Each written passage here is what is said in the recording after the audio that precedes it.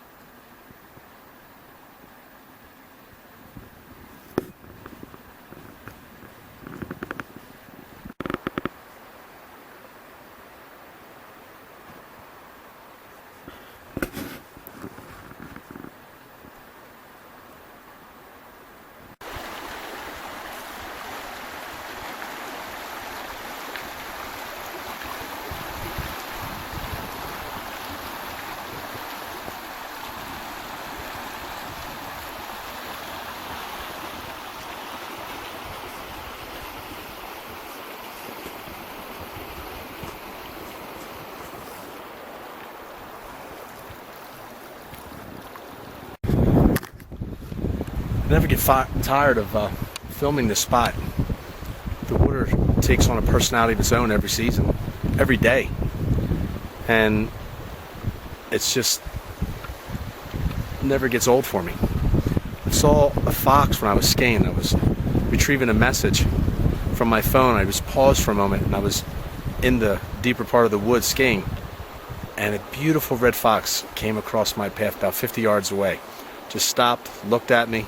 I looked at him or her, and then he or she went about its business.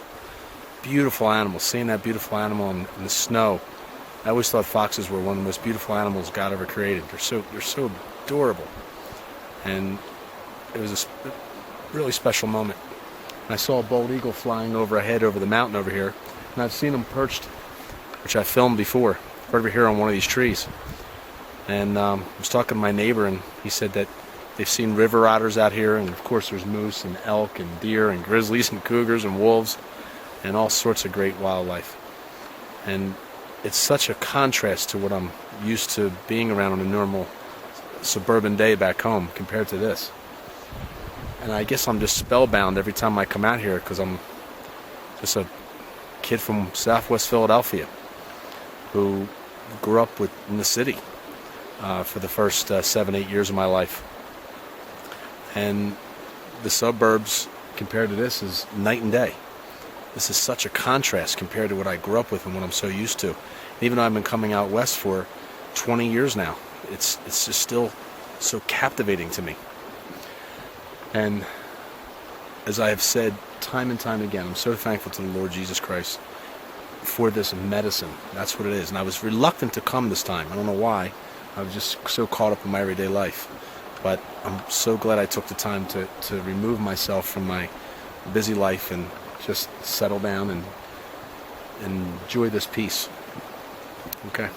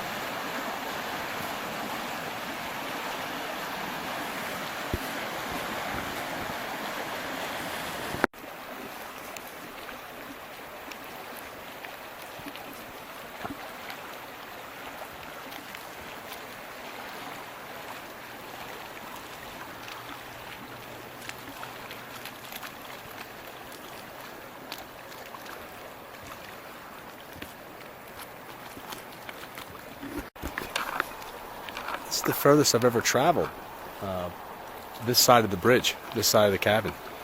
And it's every time you make a twist or a turn around a bend or go further up the river, I just love water so much, and I love rivers, especially this beautiful blue ribbon fly fishing stream with native trout, and the water just takes on different personalities as you continue to move up. And people would just say, "Oh, it's just water." Not to me, it's not. It just, I love being next to it. It's so peaceful.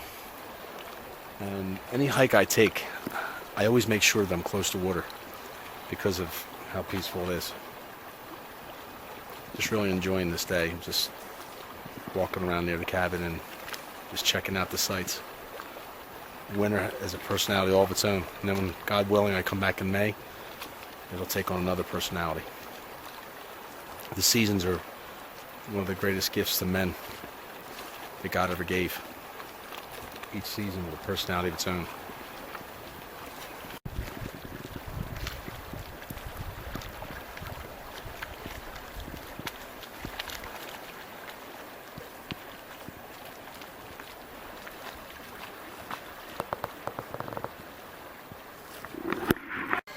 It's been a really relaxing trip. The skiing was decent. All of a sudden, winter conditions, which you'd expect in February, and all of a sudden, spring. Temperatures going as high as in the 50s, and melt off, and the ski conditions are a little icy. But this quaint little cabin has brought me tremendous happiness and a lot of peace and relaxation. And what a great place to sit with the Lord. No television, cell phone I gotta have, but for the most part, you'd be surprised what you can do without. For now, my next entry hopefully will be in May when I come back. But I'm really looking forward to going back home and being with my wife and children.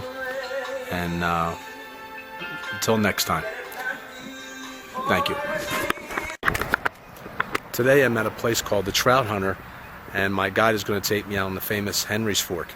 It's supposed to be some really good fly fishing. And from what I could see, the river is beautiful.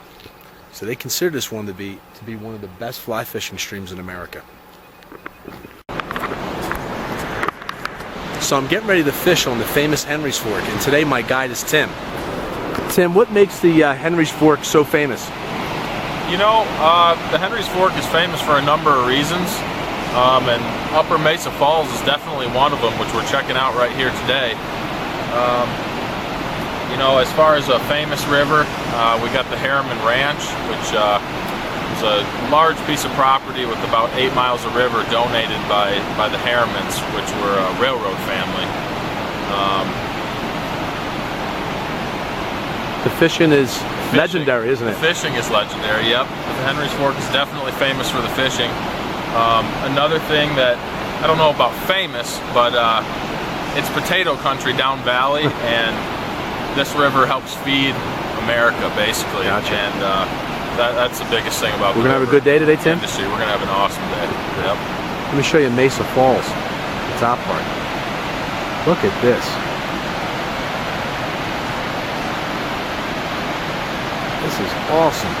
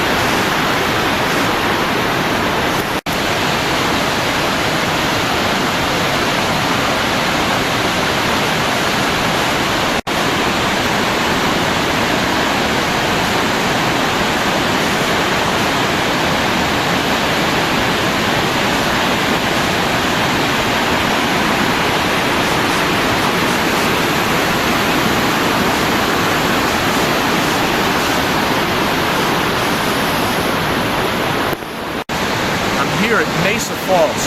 My guy Tim has just brought me down to a little detour.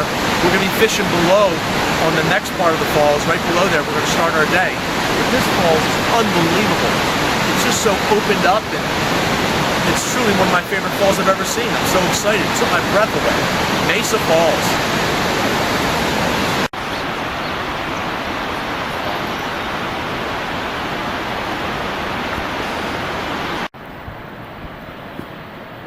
In the far distance is where the upper Mesa Falls was, and if you follow it around, it comes to the lower Mesa.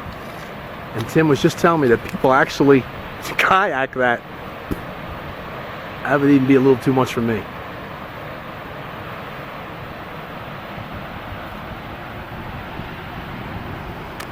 How was the fishing in? So you were telling me it's taboo to nymph in certain areas here of the Henry's Fork? Sure. So the Henry's Fork's unique in that, as far as fishing goes, there's an unwritten code of rules and ethics as to how you fish certain areas. So a lot of it is anything goes, but for instance, the last chance section into the Harriman Ranch is single hook, dry fly, barbless only fly fishing.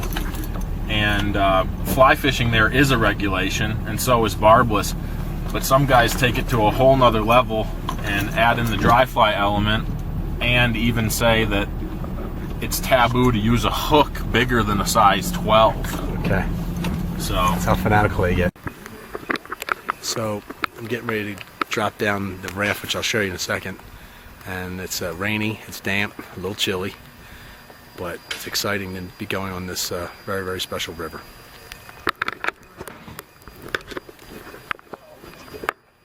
He's running down.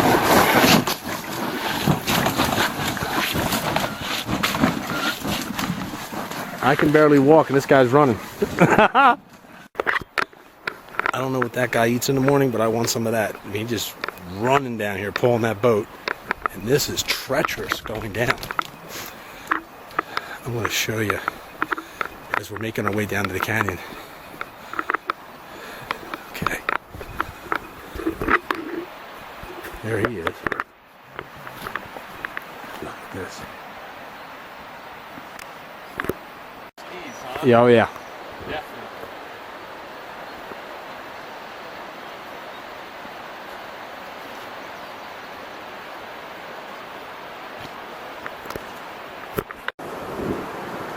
Look at this guy. He's out of his mind. coming right through you hot. I believe it.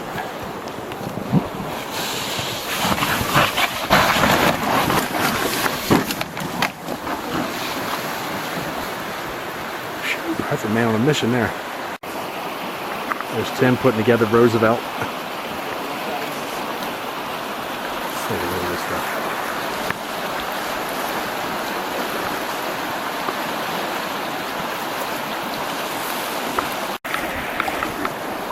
This is about as wild as a wilderness as it gets. I am so happy to be here. I've been coming here for 20 years out west, and it never loses its allure. So grateful for everything. This is going to be a heck of a day, I can just tell. The scenery alone, how could it be a bad day? You catch one fish and you get to look at this, it's well worth it. I'm going to see what this day brings, and hopefully I'll be reeling in a lot of fish today.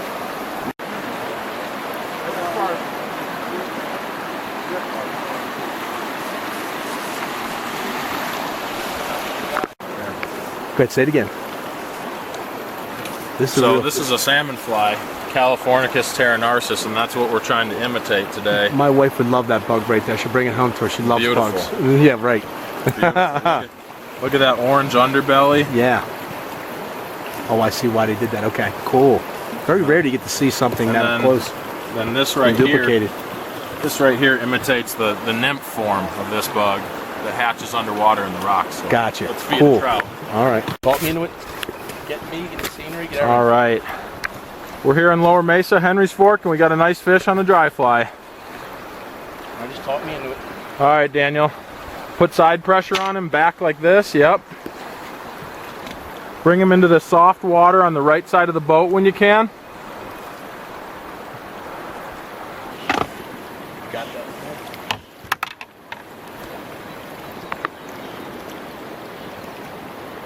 This feels bigger than the brown. Oh, he looks like he got rolled up in the nymph. All right. Yep. Strip, strip, strip, strip. Let's get him in the net quick. Keep stripping. You can strip that leader in. Yeah, he's just hooked in the wing right now, so it's just in the side of his face. So we would just want to get him in the net. You're gonna have to pull a little harder than you think you should, but just skip him on up. Be really alert. So I think that's the element of danger that I like the most. Is knowing I'm not the baddest thing out here. That adds a little twist to the hike. All right. Hope I can get there.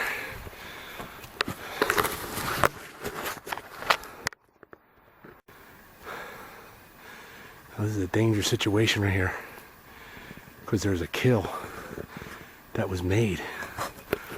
Oh, this is wild, brother. Wow. This is like one of the top most dangerous situations. I'm going to have to turn around. Oh, wow. A kill was made.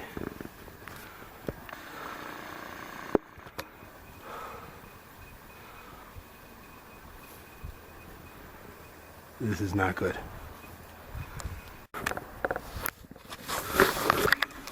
So I don't even get a quarter of a mile up the trail and I discover an animal kill. I mean a fresh kill. Fur tore apart, rib cage exposed. And that's like one of the most dangerous situations. A grizzly and its cubs, and then an animal kill. It could either have been a cougar or a grizzly. Either way, I gotta back off. That is just too dangerous, and that animal's not too far, I'm sure, from that kill. That is scary stuff. Just a reminder of how wild it is around here. Wow. It shook me up because I stumbled upon it, which makes me have to believe that cougar or that grizzly is nearby. And I heard of a guy that got really tore up recently because he went up to an animal kill and the grizzly attacked him. So I'm getting out of Dodge, as they say. I had bear spray, I got a gun on me. No thanks. Unless I had a bazooka, I'm out of here. I'm so tempted to continue on the hike, but I started heading back down. It's just too dangerous. It's very unnerving. Just curiosity. I'd like to have gotten closer and looked over the situation, but I got little ones. I gotta raise Daniel, Olivia, and Jackson, so I'm gonna head back down.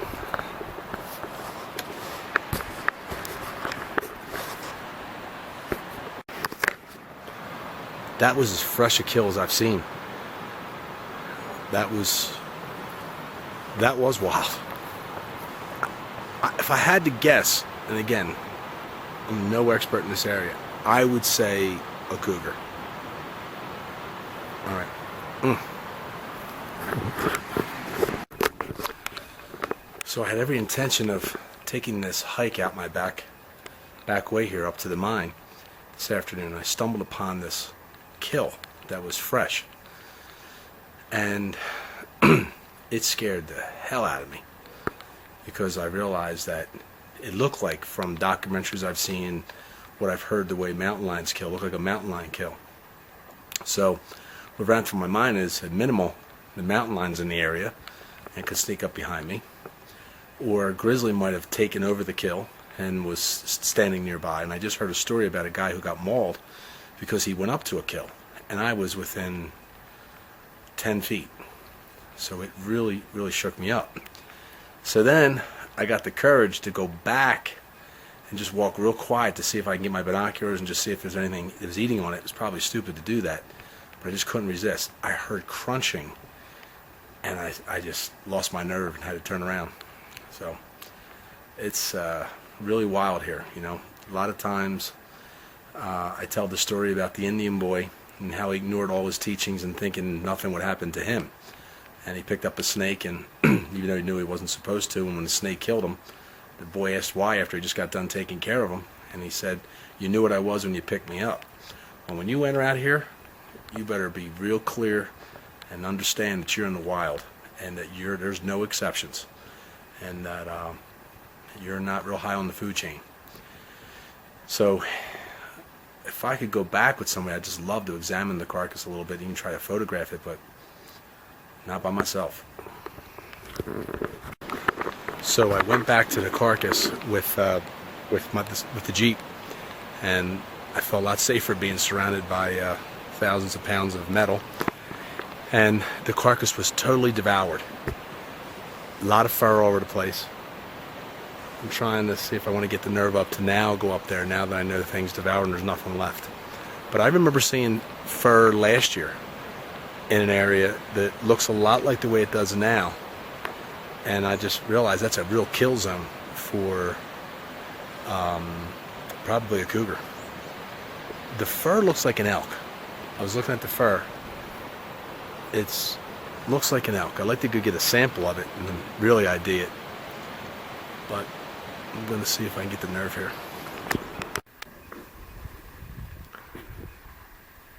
Here's the site where the animal was taken.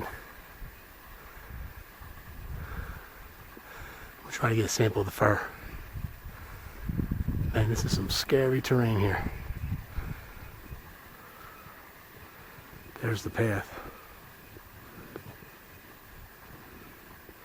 See how high all these trees are, the mountains. You can see why this would be a perfect spot for any kind of mountain lion or grizzly. This is wild. Let's see if I can't get a sample of that fur.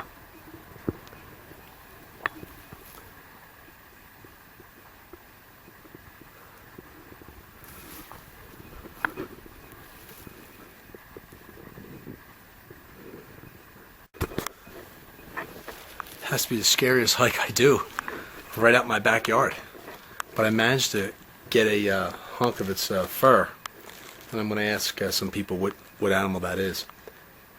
I think, if I was to take a little educated guess, based on the way the elk look, I would say it's an elk. And seeing elk droppings, I haven't seen deer through here, but I have seen elk. So I'm going to say it's an elk. I'm going to say that that a mountain lion got it. An elk. So we'll find out. Alright.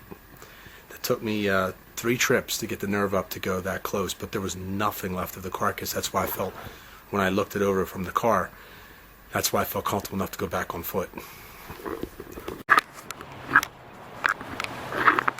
What an amazing trip so far. Fishing's been great. Seeing the grizzly this morning in Yellowstone. I went back for a second time and did the lower loop up near Hayden Valley. And I spotted like a yellow fur ball way in the distance, about 1.5 miles. Just looked a little different. I put my binoculars on it. I prayed to the Lord it was, and sure enough it was a grizzly. I've been praying for 3 days that I'd see a grizzly, and finally God has blessed me, as I have had the most amazing blessings for the past 20 years. I'm celebrating 20 years coming out west. The best 20 years of my life, where anytime I ever came out here, I've never been disappointed. And this cabin has introduced me to areas that I never would have been exposed to. So what I thought was heartbreaking at the time, getting rid of a condo in Jackson, I would do it again 10 times over, because of the areas that I've been able to see and still how close I am to Jackson. So there's still a couple days left. I'm probably going to go into Yellowstone again tomorrow morning. I'm just sizing up some projects that I have here. I'm looking to put a shed and secure the foundation, and God willing someday have a deck out here. And this place is really coming along. And looking to secure the chimney stack too, hopefully this year. Alright, it is end of May, and we still have a couple days left.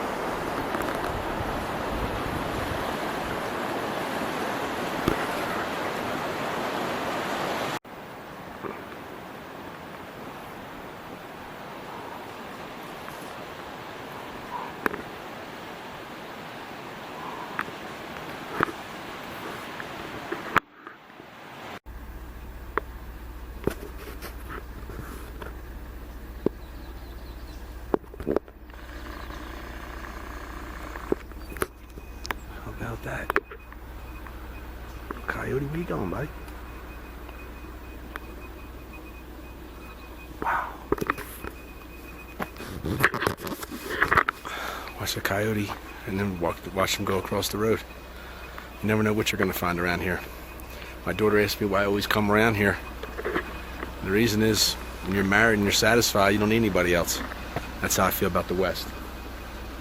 I'm coming here 20 years, I'm still jumping for joys like a little kid in Christmas, seeing that coyote.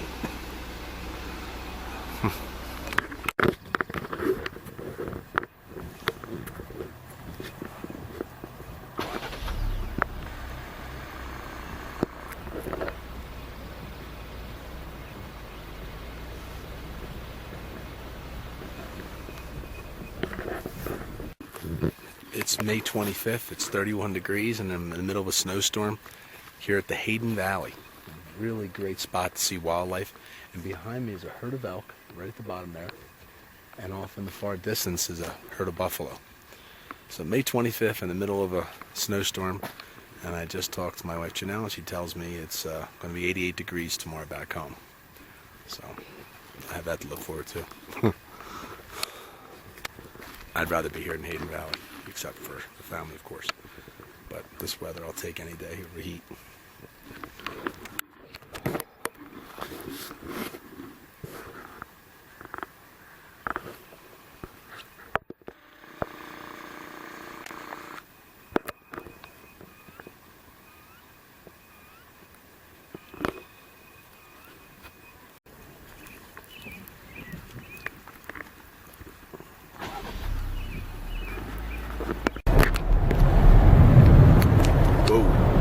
May 25th, and I'm in the middle of a blizzard.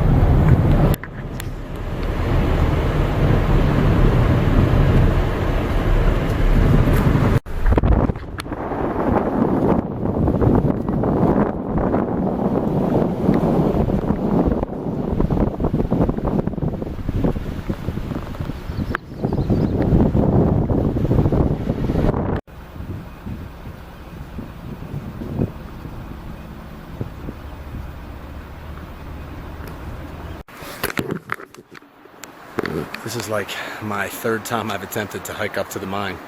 Fear has really gripped me after what I saw. And this area where I'm heading, which is right behind my cabin, has made me very leery from the day I own this place because I know what's back here. It's like an ambush zone. But there's just something inside me that has to go do this. So away we go. May God be with me.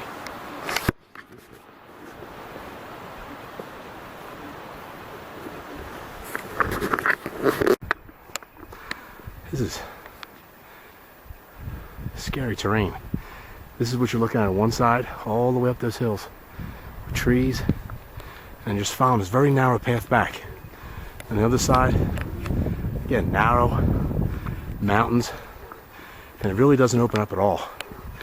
This is what it looks like when you're coming through here.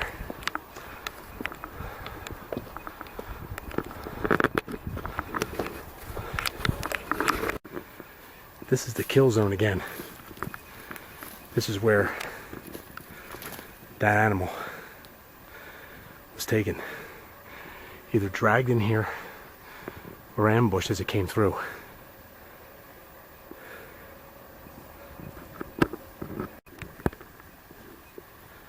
This is where the kill site was.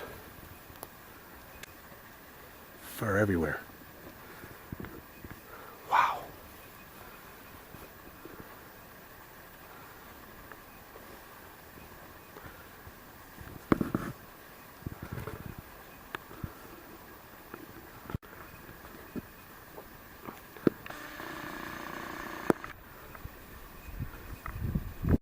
Looks like there's still a part of the skull or something right there.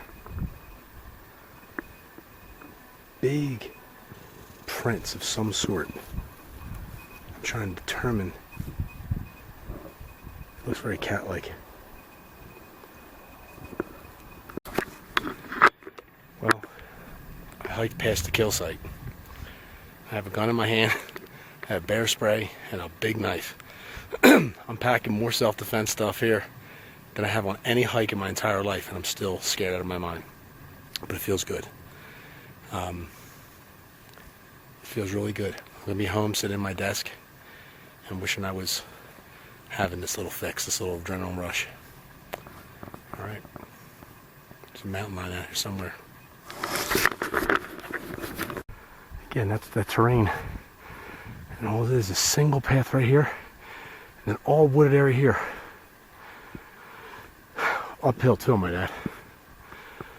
All right. If I don't make it back, it's my own fault for going near this kill area and traveling where a known kill's been. I don't want the animals to suffer because of my constant need for adrenaline rush. So please spare any animals. But I don't plan on going down. About a mile behind the cabin is this wreckage where the mine is up further, and this was the chute. And now it's like a landmark. Like history. So they have no plans on removing any of it. There's a term for it. I've never had fear like that run through me in a long time. I've taken so many hikes. This one really freaked me out. It was just so gory and graphic. And the fur was so neat and neatly plucked out. It left such a mark, and we seen the rib cage seemingly exposed. And I saw a portion of the prey still buried, like a very small portion. It looked like its head. But I wasn't getting any closer. Look at that. It smelled like death. Wow. It is very, very wild out here. And I love every second of it. And I can't get enough of it. I can't get enough of it. I praised God all the way up, asking for a hedge of protection around me. Telling any animals that I have cubs back home and they need me. And I have no intention on hurting them. Please don't try to hurt me, because I'm not going down without a fight. But God is the author of life and death. And I appeal to Him that He will allow me to come up here, face this, and go back all the better for it. This represented something to me, this trip. Overcoming fear, just facing it head on. It just it's given me a lot of confidence to go back home with. If I wouldn't have done this hike and wouldn't have got to this point right here, I still have a little more to travel up to the entrance, I wouldn't have felt too good about myself, even with all that I've done.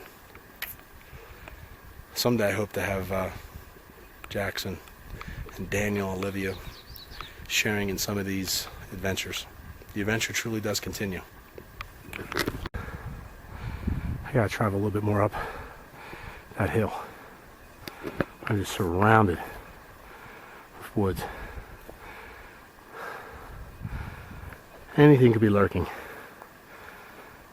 What a beautiful afternoon. There was an easier way of doing this, but I just followed the chute up. Here's how steep I just climbed.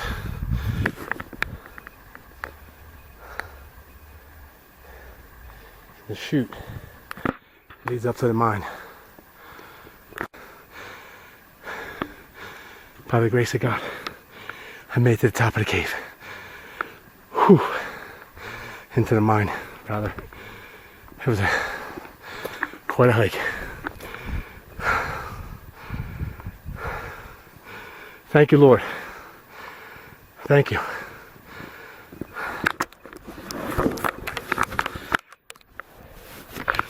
The Lord is good. Whew. Help me overcome my fears. And now I'm standing on top of the mountain, representing so much more. Now I gotta go back down. And there's more waiting for me down there than there was up here. And yes, there's a lot of meaning behind that comment.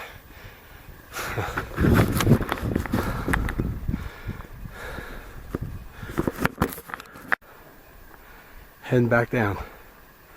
And with God's protection, I'll make it. Good to be alive. My last night here, winding down my May of 2016 trip out west. and celebrating 20 years. And what a great trip it was.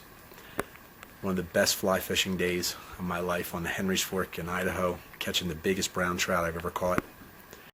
Riding with Audrey and Tim in the Taylor's Fork and seeing the coyote. The trips to Yellowstone and getting to know that better, that park better. Even after all these years out west, I'm still getting to know Yellowstone. All the great wildlife. Seeing the grizzly from 1.5 miles away. I had prayed to God for 3 days, let me see a grizzly, and He blessed me with another great bear sighting. The hundreds and hundreds that I've had, it never gets old. The drama that unfolded right behind my cabin, I've never been so frightened. Stumbling upon that carcass, it was quite the adventure. I often joke with my daughter Rachel, saying that I step into the wardrobe of Narnia and come out, and I'm in this distant land. And now I'm going to have to go back into the wardrobe and come back home because there's too many mouths that need me headed back home. But I look forward to coming back out in August. Thank you, God, for all the great things you enabled me to see and do out here. Very appreciative. I'm actually here, August 2016. It's phenomenal to be here. I so needed this. I so needed the relaxation and everything that this offers. A chance to play and relax. A lot of things planned over the next few days. Tomorrow I'm going to be fishing this stretch of water right behind me in front of my cabin, which I've never really done. So I'm going to fly fish all along, it's probably about 100 yards or so to the right, another 100 yards to the left, and see what happens. It'd be great to catch some fish right here in front of the cabin. And then I'm heading to Crook City, Montana, which I haven't been to in a long time, up to the Lamar Valley, and then on Sunday, horseback riding. And then from there, I'm just going to wing it. But I'm looking forward to this adventure and see what this brings. Day 2. Getting ready to go fishing right here, right in front of the cabin for a good, hopefully 100, 200 yard stretch each way. And the weather's changed. It's very warm yesterday, 80. And now it feels like it's in the mid-60s. So significantly cooled off. I don't know how that will affect the fishing, but we'll find out.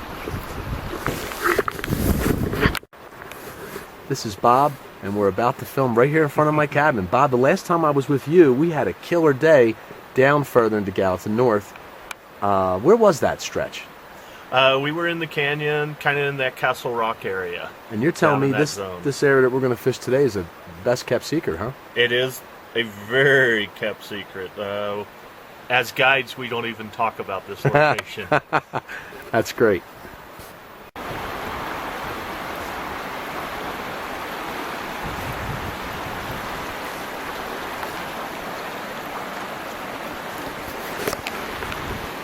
Usually by now I've been pulling up my 6th, 7th, 8th fish, but right here in front of the cabin, maybe 100 yards up, no go. So I think the guy thinks it's because of the temperature change. It's really gotten considerably cooler since I first arrived yesterday, so that could be doing it. I'd really love just to catch a fish in this area right here, even though I've caught dozens of fish on the Gallatin. I've never caught it up in this stretch, and that's what I'd really like to do. I'm sitting where I was fishing this morning, and I hold no resentment that for the first time in my fly fishing career, I didn't catch anything, because I learned from every time I go out fly fishing. It's very humbling sport. It's tough to really get good at it because I don't get a chance to practice it that often. But I learn every time I step out. And I'm just thinking, as I saw either an osprey or an eagle behind me, why do I get so excited about wildlife? And then it just came to me.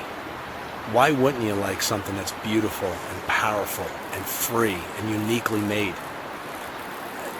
It just does it for me. For some people it might be a golf course or playing tennis or collecting stamps or coins or whatever floats their boat, but wildlife does it for me.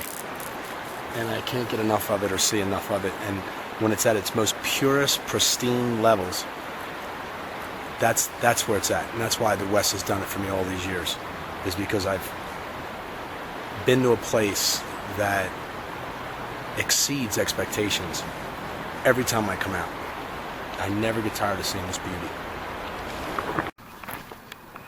I'm standing in Lamar Valley. It's taken me 20 years to come back here, and it's one of the most beautiful spots in the park, and it's famous for wolves, and I hope I get an opportunity to see one.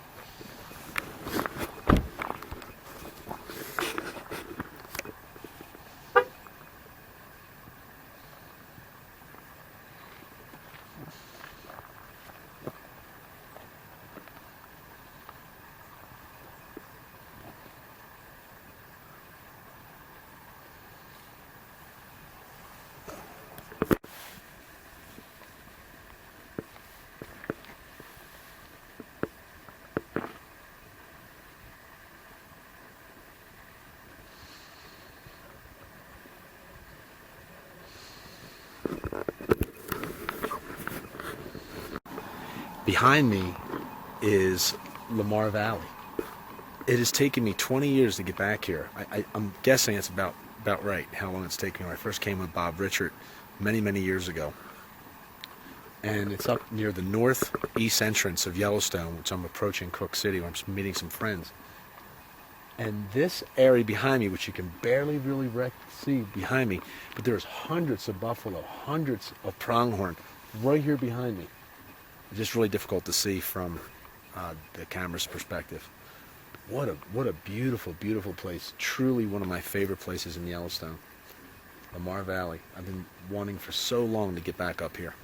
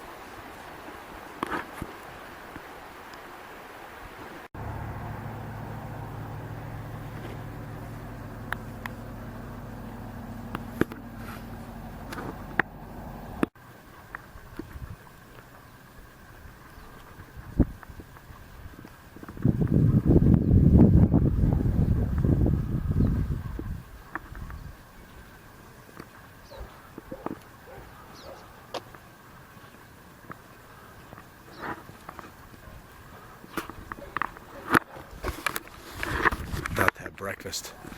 This place called Trout Diners. I'm in a town called Silvergate, which is 3 miles away from Cook City, where I'm heading. Little place where people, I guess, can hold up in log cabins prior to going into Yellowstone. All right. Welcome to Cook City. Population of about 400, they say. I think it's more like 100 people. This has to be one of the most unique towns coming from Cody, Wyoming, entering into the northeast entrance of Yellowstone. This little town here, people actually live here full time. I don't know how they do it. All right, Cook City.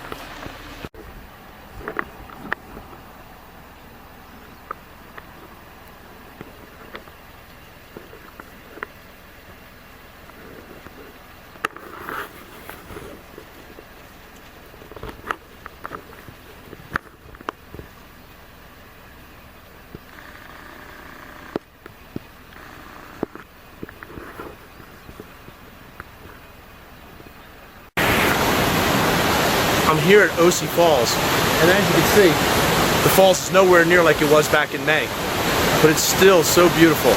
This hike is so nice.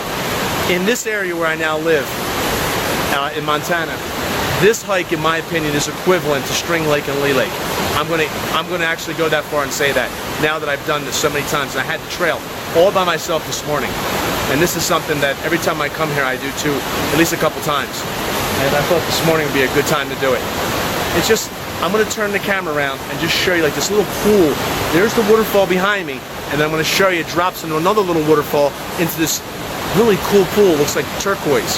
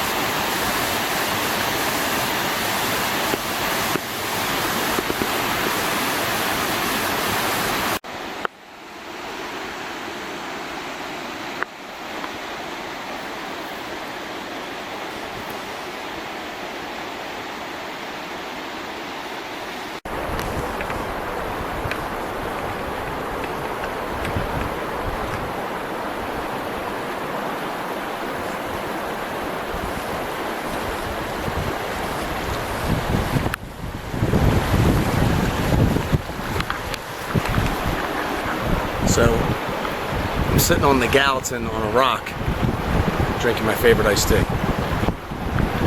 It's such a beautiful day, and I have some water shoes on, which enable me to get out on this rock. And I don't think it gets better than this. So, just enjoying the day. Went hiking on Mesa Falls.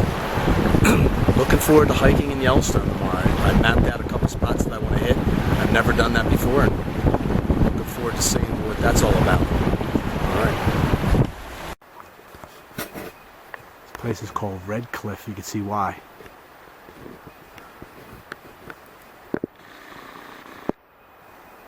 Make my way up into that cave. Check out this cave. That's how high up I am. Below me is a campground. That's how far I just climbed. Steep.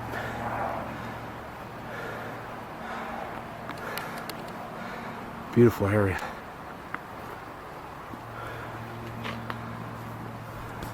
I'm gonna try to go up inside that cave.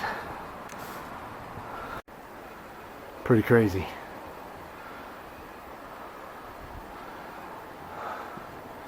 Things I do.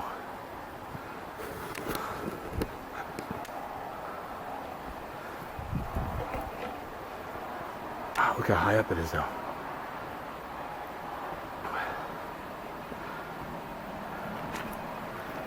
Whew, you fall, you're gonna get hurt here.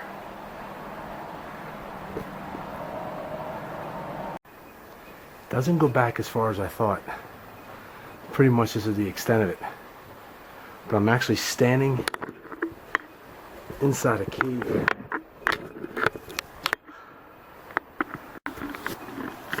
So here I am at the entrance to this cave. This cave is really big, but it doesn't go too far back. And it's called Red Cliff, because obviously the coloration of the rock. But cool place.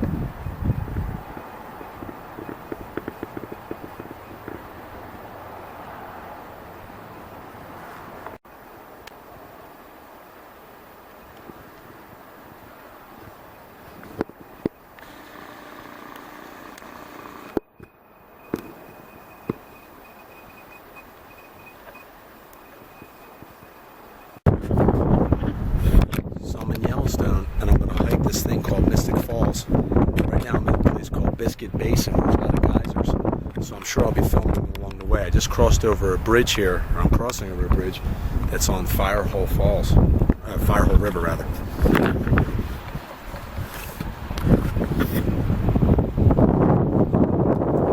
Where I'm at, there's phone reception.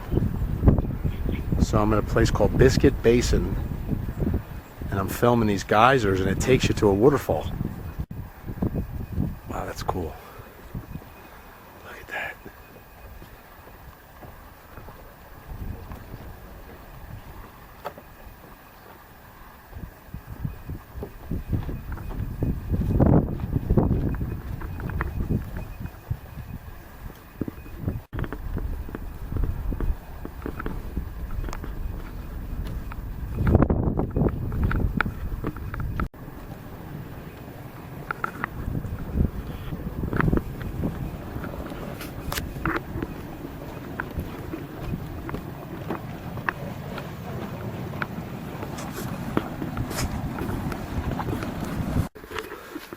I'm so grateful for this book I bought talking about various hikes throughout Yellowstone to a very detailed degree. That's how I found out about all the good hikes in Grand Teton. So this is one that I'm on Biscuit Basin, where there's a whole bunch of geysers, and it takes you to Mystic Falls. And this hike is really cool.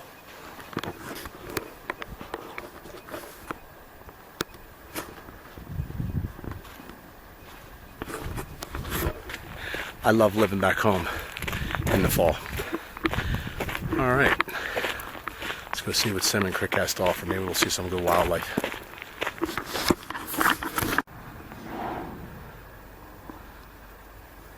Cinnamon Lodge.